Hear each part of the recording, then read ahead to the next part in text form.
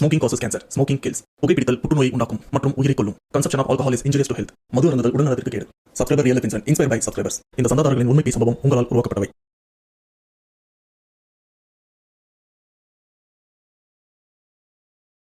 Hi, welcome to our channel. Back to Rewind. Subscriber real life incidentல இன்னைக்கு நாம பார்க்க போற உண்மை சம்பவம் சென்னையில் நடந்திருக்கா, கோயம்புத்தூர்ல நடந்திருக்கா, மதுரை இல்லை தமிழ்நாடா, இந்தியாலியான்னு கேட்டீங்கன்னா அப்படிலாம் இல்லை. இது கடல் கடந்து நாடு கடந்து அப்படின்னு கூட சொல்லலாம். ஏன்னா இன்னைக்கு நாம பார்க்க போற ஒரு பயங்கர சம்பவம் போர்ச்சுகல்லையும் நடந்திருக்கு. ஆமாங்க, நம்ம சப்ஸ்கிரைபர் போர்ச்சுகல்ல இருக்காங்கன்னு கேள்விப்படும் போது எனக்கே ஆச்சரியமா இருக்குன்னா பாத்துங்களேன். அண்ட் அவங்க ஷேர் பண்ண அந்த சம்பவத்தை கேட்கும்போது எனக்கு என்னடா இப்படிலாம் நடக்குமா அப்படின்னு ஒரு பகீர்னு ஆயிடுச்சு. ஆனால் அந்த பகீர் சம்பவத்தை உங்ககிட்டயும் கண்டிப்பா ஷேர் பண்ணணும் அப்படின்னு தான் ஆர்வமா வந்திருக்கேன். கண்டிப்பா நீங்க ஸ்பெண்ட் பண்ற இந்த ஒரு டைம் உங்களுக்கு ஹாரர் ஃபீல் கண்டிப்பா கொடுக்கும் அப்படின்னு நான் அடிச்சு சொல்லுவேன். பட் அதுக்கு முன்னாடி இந்த மாதிரி பேய் சம்பவம் உங்க லைஃப்ல நடந்திருக்கா? அப்படி நடந்ததுன்னா அதை நீங்க என்கிட்ட ஷேர் பண்ணணும்னு நினைச்சீங்கன்னா டிஸ்பிளேல தெரியுற இந்த வாட்ஸ்அப் நம்பருக்கு உங்க லைஃப்ல நடந்த அந்த பேய் சம்பவத்தை ஒரு வாய்ஸ் நோட்டா எனக்கு நீங்க ஷேர் பண்ணுங்க. அப்படி நீங்க ஷேர் பண்றது உண்மை சம்பவம் உண்மையிலே தெரியலங்க அந்த கண்டிப்பா நம்ம சேனல்ல போஸ்ட் பண்றேன். சோ பேசாம வீடியோல போலாம். நீங்க நம்ம சேனல் போஸ்ட் மறக்காம சேனல் சப்ஸ்கிரைப் பண்ணுங்க, பெல் பட்டன் கிளிக் பண்ணுங்க. இப்ப நம்ம வீடியோல போலாம்.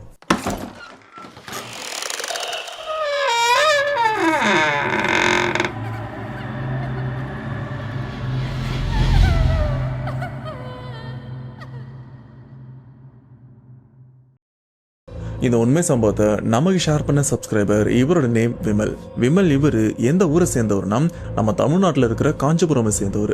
அண்ட் இந்த திகில் பேய் சம்பவம் விமல் இவருக்கு நடந்திருக்கான்னு கேட்டீங்கன்னா இவருக்கும் நடக்கல. இவர் கூட வேலை பார்க்குற ஒரு பெண், அவங்க தான் போர்ச்சுகல் நாட்டை சேர்ந்தவங்க. சொல்ல போனா அவங்க ஒரு ஆங்கிலோ இந்தியன். அவங்க தான் அவங்க லைஃப்ல நடந்த அந்த பயங்கர சம்பவத்தை விமல் இவர்கிட்ட ஷேர் பண்ணி நம்ம சேனல்லையும் ஷேர் பண்ண சொல்லியிருக்காங்க. அதை தான் டீட்டெயில்டா பார்க்க போறோம். அண்ட் அவங்களுடைய பேரை ஷேர் பண்ண வேண்டாம் அப்படின்னு சொல்லியிருக்காங்க. நம்ம சும்மா ஒரு பேரை வச்சுக்கலாம், அப்பதான் ஃப்ளோ ஈஸியா இருக்கும். ஸோ அவங்க நேம் ஜெசிகா அப்படின்னு வச்சுக்கலாம். ஸோ இந்த சம்பவம் ஜெசிகா இவங்களுக்கு தான் 19 வயசுல நடந்திருக்கு. இப்போ ஜெசிகா இவங்களுக்கு வயசு என்னன்னு பார்த்தீங்கன்னா 35 வயசும் ஆகுது. பட் இதை 35 வயசு ஆகியும் ஜெசிகா இவங்களுக்கு இன்னும் கல்யாணமும் ஆகல. அதுலயும் இவங்களுக்கு 19 வயசு. சொல்ல போனா 16 வருஷத்துக்கு முன்னாடி அவங்களும் ரிலேஷன்ஷிப் லவ்லாம் பண்ணிட்டு இருந்தாங்க. அப்பதான் அந்த பயங்கர சம்பவமும் நடந்திருக்கு. அப்படி இந்த இடத்துல விமல், ஜெசிகா இவங்க 2 பேருமே ஒரே இடத்துல தான் வேலை பார்த்துட்டு இருக்காங்க. இவங்க 2 பேருமே அறிமுகமான புதுசுல ஓரளவுக்கு நல்ல ஒரு ஃப்ரெண்ட்ஷிப் பாண்ட் ஆனதுக்கு அப்புறம் தான் இவங்க 2 பேருமே அவங்க பர்சனல் லைஃப் பத்தியே ஷேர் பண்ண ஆரம்பிச்சிருக்காங்க. அப்ப விமல், ஜெசிகா அவங்க கிட்ட எப்ப மேரேஜ், என்ன பிளான் ஏதாச்சும் அப்படின்னு கேட்கும்போது அதுக்கு ஜெசிகா டைரக்டா சொன்ன வார்த்தை என்ன தெரியுமா? எனக்கு கல்யாணம் ஆகாதுன்னு சொல்லல, எனக்கு குழந்தைய பிறக்காது, இதுல எங்க இருந்து கல்யாணம் அப்படின்னு சொல்லும் போது விமல் இவருக்கு என்னடா இவங்க இப்படி சொல்றாங்க, சரி என்னாச்சுன்னு கேட்கலாம் அப்படின்னு கேட்டிருக்காரு. அதுக்கப்புறம் தான் ஜெசிகா அவங்க லைஃப்ல நடந்த அந்த ஷாக்கிங்கான விஷயத்தை பத்தியும் சொல்லியிருக்காங்க. இப்போ இந்த வீடியோ போஸ்ட் பண்ற இந்த வருஷம் 2025 மே மாசம். சரியா இந்த வருஷத்துல இருந்து 16 வருஷத்துக்கு முன்னாடி பாத்தீங்கன்னா ஜெசிகா இவங்களுக்கு 19 வயசு ஆயிட்டு இருக்கு. அண்ட் அந்த வயசுல ஜெசிகா இவங்களுக்கு இந்த அட்வென்ச்சர்னா ரொம்பவே பிடிக்கும். கார் எடுத்துட்டு காட்டுக்குள்ள போறதா இருக்கட்டும், ட்ரெக்கிங் போறதா இருக்கட்டும், மலை ஏறதா இருக்கட்டும், இந்த மாதிரி அட்வென்ச்சரான விஷயம் இவங்களுக்கும் ரொம்பவே பிடிக்கும். சொல்ல போனா இவங்களுக்கு எப்பெல்லாம் லீவ் கிடைக்குதும் அட்வென்ச்சரா எங்கன்னா போலாம் அப்படின்னு ஃப்ரெண்ட்ஸ் கூடவும் போயிருவாங்க. அதே மாதிரிதான் ஹாலிடே டைம்ல ஜெசிகா அவங்க கூட ஃப்ரெண்ட்ஸ் மொத்தமா பாத்தீங்கன்னா 6 பேரு ஜெசிகா இவங்களோட சேர்த்து இவங்க 6 பேருமே சேர்ந்து கார் எடுத்துட்டு ட்ரெக்கிங் போலாம் அப்படின்னு ஒரு காட்டுக்குள்ளேயும் போறாங்க. அண்ட் அந்த இடத்துல இவங்க எக்ஸ்பெக்ட் பண்ண மாதிரி நல்லா அட்வென்ச்சர்லாம் பண்ணிட்டே இருக்க இவங்க போயிட்டே இருக்கும்போது லைட்டா மழை பெய்யற மாதிரியும் இருக்கு. சரி, மழை பெய்யற மாதிரியும் இருக்கு, இன்னும் கொஞ்ச தூரம் போயிட்டு இந்த மழையில இருந்து தப்பிக்கிற மாதிரி ஏதாச்சும் இடம் இருக்கா, இந்த கேவ் அதாவது குகைகள் ஏதாச்சும் இருக்கான்னு பார்க்கலாம் அப்படின்னு அப்படியே அந்த லைட்டா பெய்யற மழையில இவங்களும் ட்ரெக்கிங் போயிட்டே இருக்கும்போது அந்த இடத்துல ஒரு நல்ல ஸ்பாட்டும் கிடைக்குது. ஓகே, இந்த மழையில இருந்து தப்பிக்கணும்னா நாம இங்கதான் ஸ்டே பண்ண வேண்டியிருக்கும் அப்படின்னு ஜெசிகா அவங்க ஃப்ரெண்ட்ஸ் எல்லாருமே இப்போ அந்த இடத்துல ஒரு குகை பகுதியிலும் தங்க ஆரம்பிக்கிறாங்க. அண்ட் இப்போ இந்த ட்ரெக்கிங் இவங்க எந்த காட்டு பகுதியில் வந்திருக்காங்கன்னு பாத்தீங்கன்னா பிரேசில்ல இருக்கிற அமேசான் காடு இருக்கு பாத்தீங்களா, அது சரௌண்டிங்ல இருக்கிற ஒரு பகுதியில தான் இப்போ ட்ரெக்கிங்க்கும் வந்திருக்காங்க.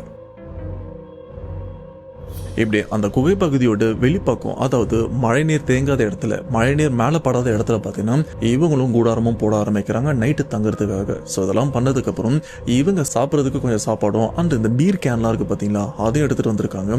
ஸோ அதெல்லாம் எடுத்துட்டு வந்ததுக்கு அப்புறம் அந்த நைட் நல்லா ஃபன் பண்ணிட்டு இருக்காங்க. இப்படி கொஞ்சம் டைம் போனதுக்கு அப்புறம் ஜெசிகா இவங்களும் அவங்க பாய் ஃப்ரெண்டும் கூட வந்திருக்காங்க.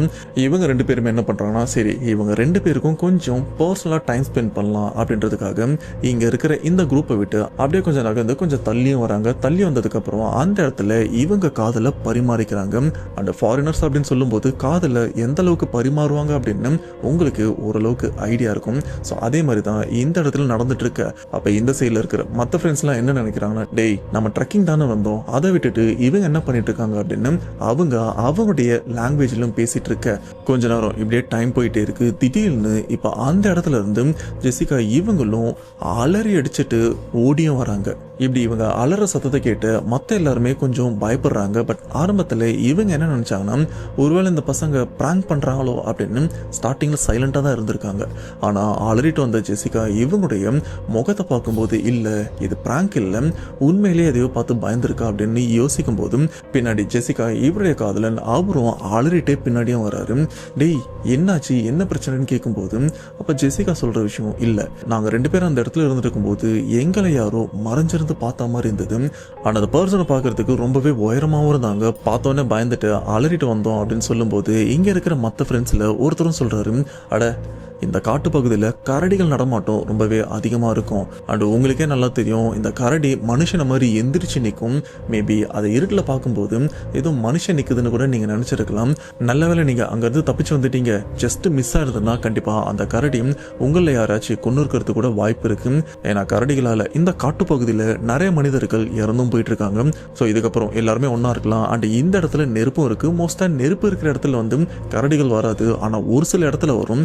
அப்படி அந்த கரடிகள் இந்த பக்கம் வராமல் இருக்கிறதுக்கு என்கிட்ட ஒரு வழி இருக்கு. கரடி மட்டும் இல்லை, இந்த பூச்சி பொட்டு பாம்புலாம் இந்த பக்கம் வராமல் இருக்கிறதுக்கு என்கிட்ட ஒரு வழி இருக்கு அப்படின்னு ஒரு பாக்ஸ்ல இருந்து சில பல பூக்களை எடுக்கிறாரு. ஆனால் அந்த பூக்களை இவங்க இருக்கிற அந்த இடத்துல அப்படி தூவி விட்டோம்னா அந்த வாசனைக்கு சில மிருகங்கள் அண்ட் பாம்புகள்லாம் இந்த பக்கம் வராது அப்படின்னு அவங்களும் சொல்லியிருக்காங்க. பட் அது என்ன பூ அப்படின்னு சொல்லலை.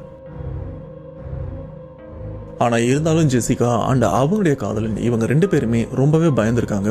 இல்லை நாங்கள் போயிட்டு கேம்பில் போய் படுத்துக்கிறோம், அதாவது அந்த கூடாரத்தில் போய் படுத்துக்கிறோம் அப்படின்னு சொல்லிட்டு இப்போது எல்லாருமே அவங்க கூடாரத்துக்குள்ளேயும் படுத்துக்கிறாங்க. இப்படி எல்லாருமே நல்லா தூங்கிட்டு இருக்காங்க. ஆனால் இந்த பக்கம் படுத்துட்டு இருக்கிற ஜெசிகா இவங்களுக்கு தூக்கம் நல்லா இருந்துட்டு இருக்கு. ஆனால் அந்த தூக்கத்தில் பார்த்தீங்கன்னா அவங்களுக்கு கெட்ட கெட்ட கனவாக வந்துட்டு இருக்கு. அந்த கனவுல ஏதோ ஒன்று இவங்களை கொல்ல வர மாதிரியும் துரத்திட்டு வர மாதிரியும். இது மட்டும் இல்லாமல் திடீர்னு ஜெசிகா இவங்களும் கண்ணை முழிக்கிறாங்க. கண்ணை முழிச்சு பார்க்கும்போது இவனுடைய பற்கள்லாம் அப்படி உதிர்ந்து கீழே விழுற மாதிரியும் இவனுடைய நகங்கள்லாம் கீழே விழுற மாதிரியும் இவங்களும் உணர்ந்திருக்காங்க. முழிச்சு பார்த்ததுக்கு அப்புறம் தான் இவங்களுக்கே தெரியுது இதெல்லாம் கனவு அப்படின்னு. என்னடா அது எந்த அளவுக்கு கெட்ட கனவு வந்துட்டு இருக்கு அப்படின்னு அவங்க அந்த சமயம் நினைச்சிருக்காங்க. இந்த மாதிரி நிறைய நேரம் ஜெசிகா இவங்களும் தூக்கத்துல இருந்து பயத்தோடு முழிச்சிருக்காங்க. ஆனா அந்த காடே அந்த நைட்டு சைலண்டா தான் இருந்திருக்கு. ஒரு லெவலுக்கு அப்புறம் ஜெசிகா இவங்களுக்கும் இயற்கை உபாதை யூரின் வர மாதிரி வந்திருக்கு. இவங்களும் எந்திரிச்சிருக்காங்க. சரி தனியா போறதுக்கு பயமா இருக்கு அப்படின்னு கூட இருக்கிறவங்கள எழுப்பியிருக்காங்க. ஆனா அவங்க வர மாதிரி இல்லை. சரி நம்ம போயிட்டு வரலாம் அப்படின்னு சொல்லிட்டு ஜெசிகா இவங்க அந்த டென்ட்டை விட்டு வெளியிலயும் வராங்க. வெளியில வந்ததுக்கு அப்புறம் அந்த காடு அப்படியே இருட்டா இருந்துட்டு இருக்கு.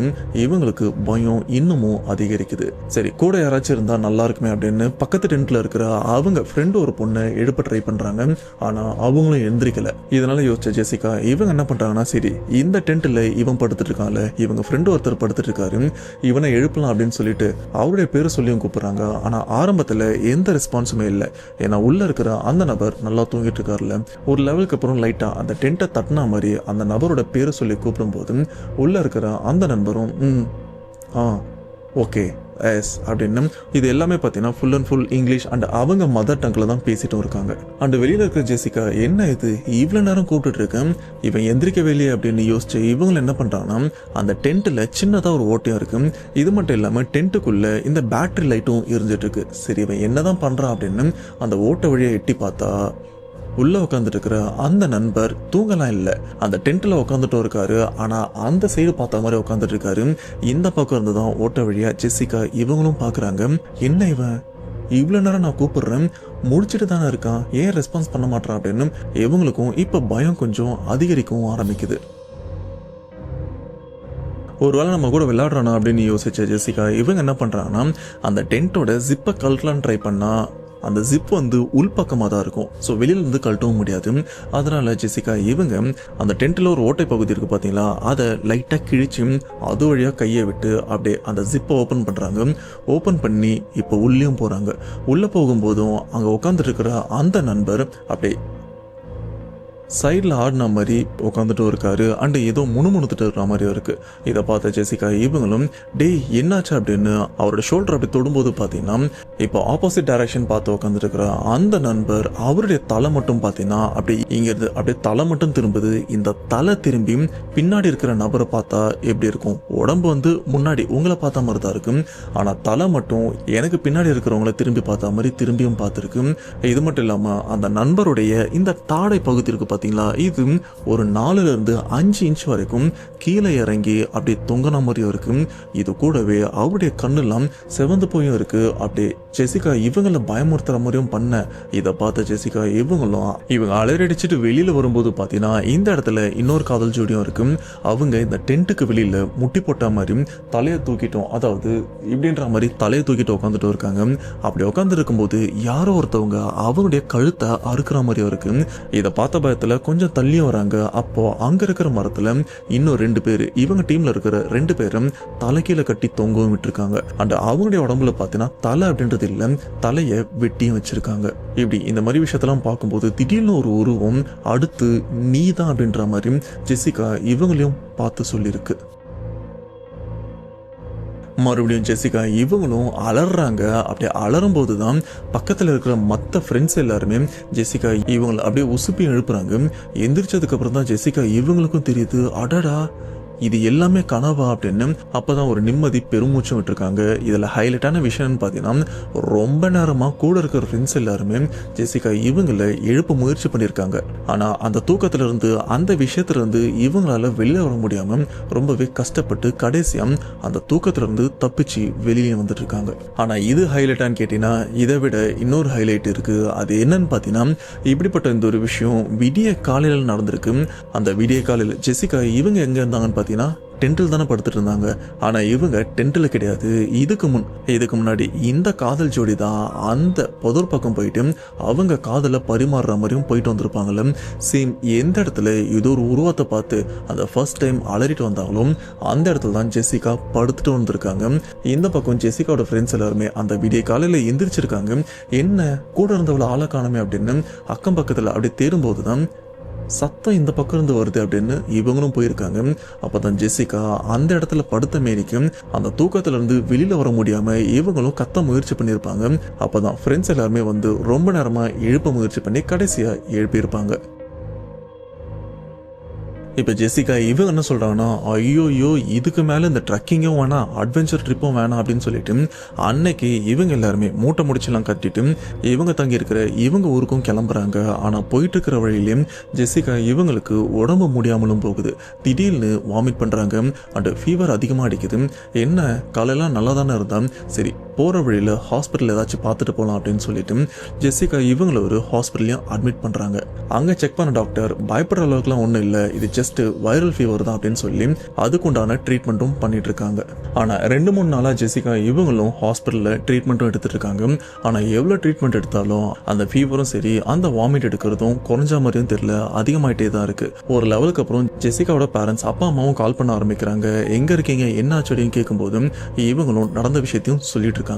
இதுல ஜெசிகா இவங்க அப்பாவுக்கு இந்த பேய் பிசாசு அப்படின்ற ஒரு விஷயத்தெல்லாம் தாண்டி இந்த டீமன் சாத்தான் இந்த மாதிரி விஷயத்துல நம்பிக்கை ரொம்பவே அதிகம். அதுக்கேற்ற மாதிரி அவர் லைஃப்ல அந்த மாதிரி விஷயத்தெல்லாம் அனுபவிச்சிருக்காரு. அந்த பசங்க இந்த இடத்துக்கு போயிட்டு வந்திருக்காங்க.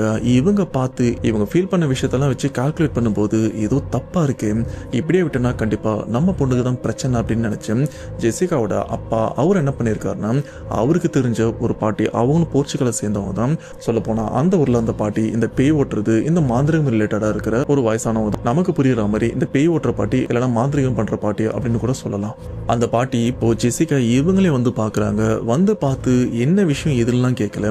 ஜெசிகா இவங்களை பார்த்த உடனே அவங்க சொன்ன ஒரே வார்த்தை, இது சரியில்லை, இந்த ஒரு விஷயத்த நாம இங்க பண்ண வேண்டாம், நம்ம வீட்டுக்கு கூட்டு போயிடலாம், நம்ம ஊருக்கு கூட்டு போயிடலாம் அப்படின்னு சொல்லிட்டு இப்ப பிரேசில் அங்கிருந்து அப்படியே போர்ச்சுகலுக்கும் கூட்டு போயிடுறாங்க.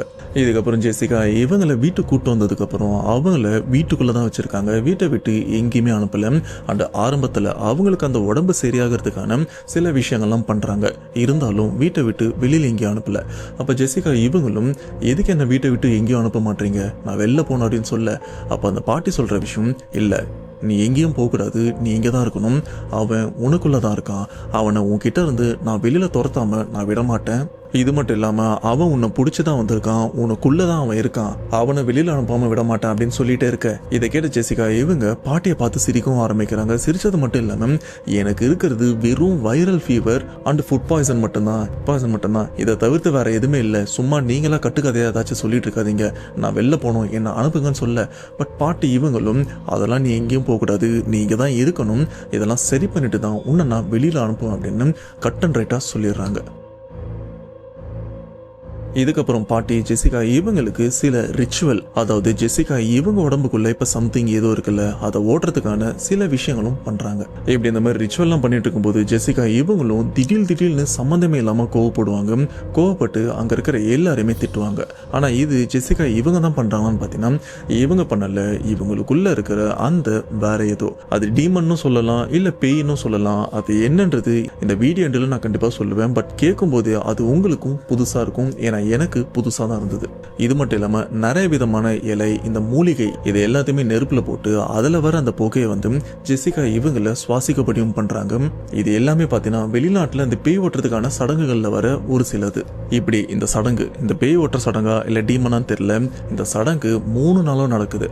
அந்த 3வது நாளோட முடிவுல பாத்தீங்கன்னா ஜெசிகா இவங்களும் தூங்குறாங்க. தூங்கி எந்திரிச்சு திடீர்னு வாமிட் பண்ணும், அதாவது வாந்தி எடுக்கவும் ஆரம்பிக்கிறாங்க.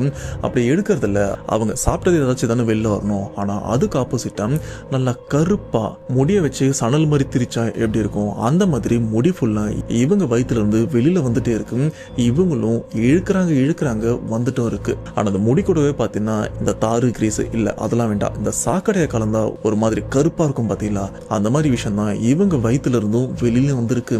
இப்படி இவங்க வாந்தி எடுத்து இருக்கும்போது அந்த இடத்துல அந்த வயசான பாட்டியும் வராங்க. அந்த பாட்டி அதை பார்த்துட்டு நெருங்கிருச்சு, அதுக்குண்டான காலமும் வந்துருச்சு, இப்போ உடம்புல இருக்கிற அவனை வெளியில எடுக்கலாம் அப்படின்னு அந்த பாட்டியும் சொல்ல, ஜெசிகா இவங்களுக்கும் ஒன்றும் புரியல, என்னடா இது, நமக்கு வெறும் viral fever and food poison தானே இருந்தது, அப்போ உண்மையிலே எனக்குள்ள ஏதாச்சும் இருக்கும் அப்படின்னு அப்பதான் அவங்களே சந்தேகப்பட ஆரம்பிக்கிறாங்க. இப்படி ஜெசிகா இவங்களை பிடிச்சி மறுபடியும் அந்த சாங்கியம் அந்த ரிச்சுவல்லாம் பண்ணிட்டே இருக்கும்போது ஜெசிகா இவங்க உடம்புல இருந்து ஏதோ ஒன்று வெளியில வந்திருக்கு. வெளியில வந்த அந்த ஒன்று பாட்டி இவங்க கிட்டயும் பேச ஆரம்பிக்குது. நான் யாருன்னு உனக்கு தெரியும்ல, இதுக்கு முன்னாடி ஏற்கனவே என்ன ஒரு தடவை நீ அடைச்சு வச்சிருக்க, திரும்ப என்ன அடைச்சு வச்சு அந்த தப்பு பண்ணாத, நான் யாருன்னு தெரியும்ல அப்படின்னு அந்த ஏதோ ஒன்று பாட்டி இவங்களை பார்த்து சொல்ல, அப்ப பாட்டி சொல்ற விஷயம், நீ யாருன்னு எனக்கு நல்லாவே தெரியும், நீ இருக்க வேண்டிய உலகம் இது கிடையாது, நீயா போனா உயிரோட போய் சேருவ, நானா ஏதாச்சும் பண்ணனா உன்னை நான் எரிச்சு சாம்பலாக்கிடுவேன், என்னை பத்தி உனக்கு தெரியும்ல அப்படின்னு அந்த எதிர்க்க இருக்கிற அந்த உருவத்துக்கிட்ட பாட்டி இவங்களும் ரொம்பவே தைரியமாவும் பேசுறாங்க. இந்த ஒரு விஷயத்த இங்க இருக்கிற ஜெசிகாவா இருக்கட்டும், கூட இருக்கிற ஜெசிகாவோட அப்பா அம்மாவா இருக்கட்டும், இவங்க எல்லாருமே இந்த பாட்டி யார்கிட்ட பேசுறாங்க, இங்க யாருமே இல்லையே அப்படின்ற மாதிரி அவங்கள யோசிக்க, பாட்டி இவங்களும் விடாம அங்க இருக்கிற அந்த உருவத்துக்கிட்டையும் பேசிட்டும் இருக்காங்க. இப்படி இவங்க கண்டினியூவா பேசிட்டே இருக்கும்போது திடீர்னு அந்த ரூம்குள்ள பயங்கரமா காத்தடிக்கவும் ஆரம்பிக்குது. அண்ட் இவங்க இருக்கிற இடம் கொஞ்சம் குளிரா தான் இருக்கு. பட் அந்த ரூம்குள்ள மட்டும் பாத்தீங்கன்னா சுடு தண்ணியை ஊற்றி வச்சா எப்படி இருக்கும் அந்த அளவுக்கு அந்த இடமே பயங்கரமா கொதிக்கவும் ஆரம்பிக்குது. அந்த அளவுக்கு ஒரு சூடான காத்தும் அந்த ரூம்குள்ள சுழட்டி அடிச்சிட்டும் இருக்கு. இது கூடவே அந்த ரூம் ஃபுல்லா பார்த்தீங்கன்னா பிணத்தோட வாடையும் அடிக்கவும் ஆரம்பிக்குது. இந்த நாத்தத்தை இங்க இருக்கிற யாராலையுமே தாங்கவும் முடியல.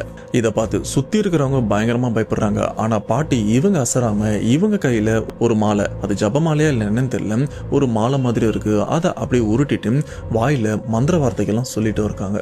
அப்ப அந்த பாட்டி அந்த இடத்துல இருக்கிற மத்தவங்களை, அதாவது ஜெசிகா இவங்களோட ஃப்ரெண்ட்ஸ்ல ஒரு சில பேரும் இருக்காங்க, இவங்க எல்லாருமே ப்ரே பண்ணவும் சொல்றாங்க. அதுக்கேற்ற மாதிரி சுத்தி இருக்கிற எல்லாருமே ப்ரே பண்ணிட்டே இருக்க திடீர்னு ஜெசிகா இவங்களும் அந்த இடத்துல மயங்கியும் இருக்காங்க. பாட்டி ஜெசிகா கிட்ட போயிட்டு சத்தம் போட்டு சில மந்திர வார்த்தைகள்லாம் சொல்லும் போது பாத்தீங்கன்னா ஜெசிகா இவங்களுடைய உடம்பு அசையவும் ஆரம்பிக்குது. அசைஞ்சது மட்டும் இல்லாம அவங்க உடம்புல இருந்து இவ்வளவு நேரம் இந்த இடத்துல இந்த வயசான பாட்டி இவங்களை தவிர்த்து மத்த யாராலையுமே அங்க இருக்கிற உருவத்தை கண்ணால கூட பார்க்க முடியல. பாட்டி இவங்க தான் தனியா பேசுற மாதிரி இருந்ததுல. ஆனா இப்போ ஜெசிகா இவங்க உடம்பு அசைஞ்சதுக்கு அப்புறம் இவங்க உடம்புல இருந்து ஏதோ ஒண்ணு பிரிஞ்சு தனியா வெளியிலயும் வருது. அப்படி வெளியில வந்து நிக்கிறது ஆல்மோஸ்ட் எப்படி இருக்குன்னு அவங்க சொன்னாங்கன்னா, இந்த ஜாம்பிலாம் இருக்கும் பாத்தீங்களா, இந்த ஹாலிவுட் படத்தெல்லாம் ஜாம்பி, அதுலயும் இந்த ரத்த கலரியா இருக்கிற ஜாம்பி எப்படி இருக்கும் அந்த மாதிரி ஏதோ ஒரு உருவம் ஜெசிகா இவங்க உடம்பை விட்டு தனியா வெளியிலயும் வந்து நிக்குது. அப்படி வெளியில வந்த அந்த உருவம் நடந்து கொஞ்சம் தள்ளி போய் நிற்குது. அப்படி நின்னது மட்டும் இல்லாம எதிர்க்க இருக்கிற பாட்டி அவங்கள பார்த்து, என்ன உன்னால துரத்தி மட்டும்தான் விட முடியும், என்ன உன்னால அழிக்கலாம் முடியாது, நீ துரத்தி விட்டாலும் திரும்ப எவ்வளவு தேடி நான் வரும் அப்படின்ற மாதிரி எதிர்க்க இருக்கிற அந்த உருவமும் பேச, ஒரு லெவலுக்கு அப்புறம் பாட்டி இவங்களுக்கும் தோண ஆரம்பிக்குது, ஆமா இது சொல்றது உண்மைதான், இதை நாம அழிக்க முடியாது, ஆனா இதை நாம வெளில வர முடியாத அளவுக்கு அடக்கி வைக்க முடியும். ஆனா அப்படிப்பட்ட அந்த ஒரு விஷயத்த நம்மளால ரொம்ப நாளைக்கு பண்ண முடியாது, ஒரு தற்காலிகமான விஷயமா தான் பண்ண முடியும், என்கிட்ட ஒரு வழி இருக்கு அப்படின்னு பாட்டி இவங்க என்ன பண்றாங்கன்னா, இந்த உருவத்தை மேல் லோகத்துக்கும் அனுப்பாம பூமியிலையும் தங்க விடாம இதை அடைச்சி வைக்கணும். எனக்கு இப்போ இந்த இடத்துல ஒரு மூங்கில் கொம்பு, நல்லா தடிமனா இருக்கிற மூங்கில் கொம்பு வேணும் அப்படின்னு சொல்ல, உடனே அவங்களும் மூங்கில் கொம்பு எடுத்துட்டு வராங்க. நார்மலா நல்லா தடிமனா இருக்கிற மூங்கில் கொம்புல பாத்தீங்கன்னா நல்லா 1 லிட்டர் தண்ணி ஊற்றி வைக்கிற மாதிரி அதுக்குள்ள இடமும் இருந்துட்டு இருக்கும். ஸோ அதில் அந்த மூங்கில் பகுதியை கீழ்ப்பக்கம் அண்ட் மேல் பகுதியை வந்து வெட்டி மூங்கிலாலேயே ஒரு குடுவை மாதிரியும் செஞ்சிருக்காங்க. அடிப்பகுதி இயற்கையாலேயே மூடி இருக்கும் அண்ட் மேல் பகுதி திறந்தும் இருக்கும். அப்படிப்பட்ட அந்த மூங்கில்ல அந்த ஆன்மாவை அடைச்சி அண்ட் அதை மூடி நிறைய ரிச்சுவல் பண்ண பொருள் அதை சுத்தி கட்டி அதை அந்த இடத்துல வச்சு மந்திர கட்டும் போடுறாங்க. ஏன்னா இப்ப இருக்கிற இந்த உருவம் மேல் லோகத்துக்கும் போகக்கூடாது, அதே சமயம் பூமியிலையும் வந்து சுதந்திரமா நடமாடவும் கூடாது அப்படின்றதுனால அதை அந்த மூங்கிலுக்குள்ளேயே அடைச்சும் வச்சிருக்காங்க. அதை சுத்தி நல்லா பாதுகாப்பான மந்திர கட்டுகள்லாம் நிறையவே போட்டு வைக்கிறாங்க. அப்படி அடைக்கப்பட்ட அந்த உருவத்தை ஆட்கள் நடமாட்டம் இல்லைன்னா கைப்படாத இடம் அப்படின்ற மாதிரி அது நல்ல ஆழமான பகுதியில் புதைச்சும் வைக்கணும். அந்த பிற்காலத்தில் கூட அதை யாராலையுமே தொந்தரவு பண்ண முடியாத அளவுக்கு கூட அதை தோண்டி வைக்கணும் அப்படின்னு சொல்ல, அதுக்கேற்ற மாதிரி அங்க இருக்கிற காட்டு பகுதியில் நல்லா பள்ளம் தோண்டி அந்த உருவம் இருக்கிற அந்த குடுவையை புதைச்சு வச்சிடறாங்க. சொல்ல போனா இறந்து போன ஒரு மனிதனை ஒரு 6 அடி பள்ளத்தில் புதைப்பாங்களே, அதே மாதிரி தான் இந்த அடக்கி வச்ச உருவத்தை வந்து நல்லா ஆழமா பள்ளம் தோண்டி அதுலயும் புதைச்சிட்டு, சொல்ல போனா அந்த இடத்துல அதிகப்படியான ஆட்கள் நடமாட்டமே இருக்காது. அப்படிப்பட்ட இடத்துல புதைச்சு வச்சுட்டு இவங்களும் ரிட்டர்ன் வந்துடுறாங்க. அப்படி ரிட்டர்ன் வந்ததுக்கு அப்புறம் பாட்டி இவங்களுக்கு உடம்பு அடிச்சு போட்ட மாதிரியும் இருக்கு. அப்போ பாட்டி இவங்களுக்கும் கிளியரா தெரியுது, ஜெசிகா இப்ப இவங்களுக்கு எந்த பிரச்சனையுமே இல்லை, ஆனா இதன் மூலியமா ஜெசிகா இவங்க உடம்புல பலவிதமான பாதிப்புகள்லாம் இருக்கும். இன்னொரு 3 நாள்ல கண்டிப்பா இந்த பொண்ணோட உடல் எடை பயங்கரமா குறையும். சொல்ல போனா வெறும் எலும்பும் தோலுமா தான் இவ இருப்பா அப்படின்றது பாட்டி இவங்களுக்கும் புரிஞ்சிருது. அதுக்கேற்ற மாதிரி ஜெசிகா இவங்களுக்கு சாப்பிட்றதுக்கு நல்லா கொடுங்க, நல்லா சத்தான ஆகாரமா கொடுங்க அப்படின்னு சொல்லிட்டு பாட்டி இவங்களும் கிளம்பிடுறாங்க. 3 நாள்ல பாத்தீங்கன்னா ஜெசிகா பாட்டி இவங்க நினைச்ச மாதிரி எலும்பும் தோலுமா ஆயிடுறாங்க. அதுக்கப்புறம் இன்னும் நிறைய சாப்பாடுலாம் கொடுத்து ஓரளவுக்கு ஜெசிகா இவங்க உடம்ப தேத்திடுறாங்க. இப்படி 1 வாரமும் முடியுது. 1 வாரம் முடிஞ்சதுக்கு அப்புறம் பாட்டி இவங்க ஜெசிகாவோட அப்பா அம்மாவை பார்க்க வராங்க. அவங்கள பார்த்து ஒரு விஷயத்தையும் சொல்லிட்டு போலான்னு வந்திருக்காங்க. அந்த ஒரு விஷயத்தை கேட்கும்போது ஜெசிகாவோட அப்பா அம்மாவுக்கு இதுக்கப்புறமும் வாழ்ந்து என்ன பிரயோஜனம் அப்படின்ற மாதிரியும் தோண ஆரம்பிச்சிருச்சு. அது என்னன்னு பாத்தீங்கன்னா, இதுக்கப்புறம் ஜெசிகா இவங்களுக்கு சந்ததி அப்படின்றது கிடையாது. அதாவது இதுக்கு மேல ஜெசிகா இவங்களுக்கு குழந்தைய பிறக்காது. ஏன்னா ஜெசிகா உடம்புல இருந்த அந்த உருவம் பொண்ணு உடம்புல இருக்கிற அந்த குழந்தை பிறக்கும் தன்மையை வந்து மொத்தமா எடுத்துருச்சு. சொல்ல போனா அந்த உருவம் பொண்ணு உடம்புல இருந்ததுனால உன் பொண்ணு உடம்பு பயங்கரமா பாதிப்புக்குள்ளா இருக்கு. அது பொண்ணோட கர்ப்பப்பையை தாக்கி இருக்கு. இதை ஜெசிகாவோட அப்பா அம்மா கிட்டே சொல்லியிருக்காங்க, ஜெசிகா கிட்டையும் டைரக்டா சொல்லியிருக்காங்க. வீட்டில் இருக்கிற எல்லாருமே பயங்கரமா கஷ்டப்பட, சரி பாட்டி இப்படி சொல்லிட்டாங்க, இருந்தாலும் நமக்கு இன்னொரு ஒப்பீனியன் வேணும் அப்படின்னு டைரக்டா ஹாஸ்பிட்டலுக்கும் போயிட்டு இருக்காங்க. அங்க போயிட்டு டாக்டர் கிட்ட செக்அப் பண்ணும்போது டாக்டரே செம்மையா ஷாக் ஆயிருக்காங்க. ஏமா உனக்கு கல்யாணம் ஆயிடுச்சா இல்லையான்னு கேட்கும்போது ஜெசிகா இவங்களுக்கு அப்போ 19 வயசு தானே இல்லைன்னு சொல்லியிருக்காங்க. அப்போ டாக்டர் சொன்ன விஷயம், இல்லம்மா உனக்கு கல்யாணம் ஆனாலும் இதுக்கப்புறம் உனக்கு குழந்தை பிறக்கக்கூடிய தன்மையே கிடையாது. சொல்ல போனா உன்னுடைய கர்ப்பப்பையே சுருங்கி ரொம்பவே டேமேஜ் ஆயிருக்கு. நீ என்ன பண்ணாலும் இதுக்கப்புறம் உனக்கு குழந்தையும் பிறக்காது. ஆனா உனக்கு கல்யாணம் பண்ணிக்கணும்னு விருப்பம் இருந்ததுன்னா நீ கல்யாணம் பண்ணிக்கோ அப்படின்னு சொல்றாங்க. இது மட்டும் இல்லாம இந்த டெஸ்ட் டியூப் இல்லைன்னா இந்த வாடகை தாய் மூலியமா குழந்தைய பெற்றுப்பாங்கல்ல, அந்த மாதிரி ஆப்ஷன்லாம் இருக்கு, அதன் மூலியமா நீ குழந்தை பெற்றுக்கலாம் அப்படின்ற ஒரு விஷயத்தையும் சொல்லியிருக்காங்க. ஆனா ஜெசிகா இவங்களால குழந்தைய சுமக்க முடியாது. ஆனா அதுலயும் ஒரு பிரச்சனை இருக்கு. இப்ப ஹாஸ்பிட்டல்ல வந்து செக்அப்லாம் முடிச்சிட்டாங்களே, டாக்டர் இந்த ஒரு சஜஷன் சொல்லியிருக்காருல, வாடகை தாய் மூலியமா குழந்தை பெற்றுக்கலாம், டெஸ்ட் டியூப் மூலியமா குழந்தை பெற்றுக்கலாம் அப்படின்னு. இந்த ஒரு விஷயத்த அந்த பாட்டிக்கிட்டையும் சொல்றாங்க. அப்ப அந்த பாட்டி சொல்ற விஷயம், நீ அது கூட பண்ண வேண்டாமா, ஏன்னா உன் மூலியமா இன்னொரு குழந்தை, நீ செயற்கையாவே இன்னொரு குழந்தைய வந்து நீ பெத்துக்கிட்டாலும் கண்டிப்பா இப்போ உன்னை விட்டு போயிருக்கு பார்த்தியா, அந்த உருவம் உன் குழந்தைய வச்சு கண்டிப்பா உன்கிட்டயும் வரும், அதனால உனக்கும் ஆபத்து உன் குழந்தைக்கும் ஆபத்து அப்படின்னு சொன்னதுக்கு அப்புறம் இப்ப ஜெசிகா இவங்களால என்னதான் பண்ண முடியும்? இருக்கிற ஒரே ஆப்ஷன் ஏதாச்சும் குழந்தைய தத்தெடுத்து வளர்க்கறது மட்டும்தான். இதனால பார்த்தீங்கன்னா அப்போதுலேருந்து ஸ்டில் இப்போ வரைக்கும் இவங்களுடைய 35-36 வயசு வரைக்கும் பார்த்தீங்கன்னா ஜெசிகா இவங்க கல்யாணம் பண்ணிக்கல. ஆனால் இப்போ ஜெசிகா இவங்க ஒருத்தர் கூட ரிலேஷனில் இருந்துட்டு இருக்காங்க, சொல்லப்போனால் லிவிங் டுகெதர். ஆனால் என்னதான் ரிலேஷனில் இருந்தாலும் கல்யாணமே பண்ணாலும் இதுக்கப்புறம் நான் குழந்தை பெற்றுக்க மாட்டேன், ஏன்னா இன்கேஸ் மெடிக்கல் மிராக்கலாக எனக்கு ஒரு குழந்தை பிறந்துச்சுன்னு வைங்களேன், எனக்கு பிரச்சனை கிடையாது. ஆனால் அந்த பாட்டி சொன்ன மாதிரி அந்த உருவம் திரும்ப என் குழந்தைய தேடி வந்ததுன்னா ஸோ அதனால நான் குழந்தைய பெற்றுக்க மாட்டேன் அப்படின்னு ஸ்டில் இப்போ வரைக்கும் அவங்க குழந்தை பெற்றுக்காம இருக்காங்க. சரிப்பா, ஆரம்பத்துல இருந்து ஏதோ உருவம்னு சொல்றியே, இதுக்கு முன்னாடி பார்த்த சம்பவத்திலாம் பேய், பிசாசு, ரத்த காட்டேரி அப்படின்னு அதுக்கு ஒரு பேர் இருக்கும். ஆனா இந்த சம்பவத்துல பேரே சொல்லலையே, என்னவா இருக்கும், என்னதான் சொல்லு அப்படின்னு கேட்டீங்கன்னா அவரே சொல்லுவாரு, கேளுங்க. இப்போ கிறிஸ்டியானிட்டியில ஒரு நம்பிக்கை ஒன்று இருக்கு, அதே மாதிரி நிறைய இடத்துல வந்து ஒரு நம்பிக்கை இருக்கு. நான் கிறிஸ்டியானிட்டியில இருக்கிறதுனால அதை வச்சு நான் சொல்றேன். இப்போ வந்து நரகம்னு ஒரு விஷயம் இருக்கு இல்லைங்களா, நரகத்துல வந்து அதனுடைய மெயினான ஆள் அப்படிங்கிறது சாத்தான்னு சொல்லுவாங்க. அதுதான் வந்து மெயினான ஆள். அவங்களுக்கு இப்ப எல்லாரும் நரகத்துக்கு போறவங்க எல்லாரையும் வந்து இப்ப சாத்தான் வந்து என்ன பண்ணுவோம்னா, அங்க இருக்கக்கூடிய அவங்களுக்கு கீழே இருக்கக்கூடிய படைத்தளபதிகள்னு சொல்லுவாங்க பாருங்க, அந்த படைத்தளபதிகளை வச்சு அங்க நரகத்துக்கு வரவங்கள வேலை வாங்குறதா இருக்கட்டும், குடும்பப்படுறதா இருக்கட்டும், இதெல்லாம் பண்ணுவாங்களாம். அந்த படைத்தளபதினு சொல்லுவாங்க இல்லையா, அந்த படைத்தளபதி இருக்கிறவங்க அவங்கள வந்து டீமன்ஸ்ன்னு சொல்லுவாங்க. அதுக்கு சில பேருங்கள்லாம் டிஃப்ரெண்ட் நேம்ஸ்லாம் இருக்குமா. ஸோ அதுல இருக்கக்கூடிய ஒரு டீமன் வந்து பாத்தீங்கன்னா, சில டீமன்ஸ் வந்து என்ன பண்ணும்னா பூமிக்கு அப்பப்போ வந்து போகுமா. அப்படி வந்து போகும்போது வந்து பாத்தீங்கன்னா மனுஷங்க யாராவது பயந்தவங்களாவோ இல்லைன்னா வந்து ரொம்ப வந்து ஒரு மாதிரி அக்கிரமம் பண்றவங்களா இருந்தாலோ அவங்களுடைய தூங்கும்போதுதான் இது நடக்குமா. நல்ல டீப் ஸ்லீப்ல இருக்கும்போது இப்போ வந்து அந்த ஸ்லீப் வாக்கிங் சொல்லுவாங்க தெரியுமா. ஸ்லீப் வாக்கிங் அப்படின்றது நம்ம தூக்கத்துல நடக்கக்கூடிய வியாதி. ஆனா வந்து நம்மளுடைய ஆன்மா வந்து பாத்தீங்கன்னா நம்ம உடம்புல இருந்து பிரிஞ்சு ஒரு செகண்ட் வந்து வெளியே போயிட்டு எங்கேயாவது பார்த்துட்டு வரக்கூடிய டைம்ல நம்மளுடைய உடம்புடைய வெசல் வந்து பாத்தீங்கன்னா ஃப்ரீயா இருக்கும்போது அந்த டைம்ல வந்து அது நம்மளுடைய உடம்ப ஆக்கிரமிக்குமா, உள்ள இருக்குமா. ஸோ அந்த மாதிரி இருந்துச்சு அப்படின்னா அவங்களுடைய உடம்ப சுத்தமா அழிச்சு அவங்கள கொன்னு அந்த ஆன்மாவை வந்து திரும்ப வந்து ஹெல்லுக்கு தூக்கிட்டு போயிடுமா. இந்த மாதிரி ஒரு கான்செப்ட் வந்து அவங்களுடைய நம்பிக்கையில இருக்கு போல இருக்கு.